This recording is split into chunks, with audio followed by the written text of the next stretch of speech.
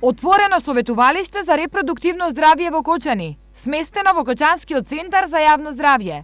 Истото ќе работи во наредните 6 месеци, а неговата цел е превентивно делување кај младите во делот на репродуктивното здравје и ризиците од сексуално преносливи болести. Ќе се возможи добивање на информации од прва рака, бидејќи се вклучени гинеколог, микробиолог и епидемиолог. Освен тоа, значи во стручниот тим и спроведувањето на програмата за репродуктивно здравје ќе бидат вклучени социолог и психолог, така да ќе бидат спроведени и предавања во училиштата. Потребата од вакво советувалиште е иницирана од алармантните податоци за пораст на сексуално преносливите болести кај младите, како и намалената граница за стапување во сексуален контакт. Најлош податок е големиот број на ново регистрирани случаи на СИДА, од кои речиси сите се лица до 25 годишна возраст.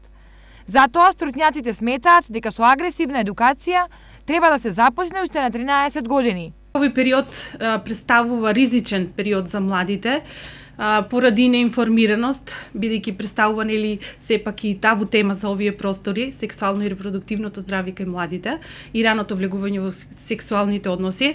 И младите ретко разговараат за оваа тема со родителите. Советувалиштето ќе работи секој работен ден заклучно со 30 јуни.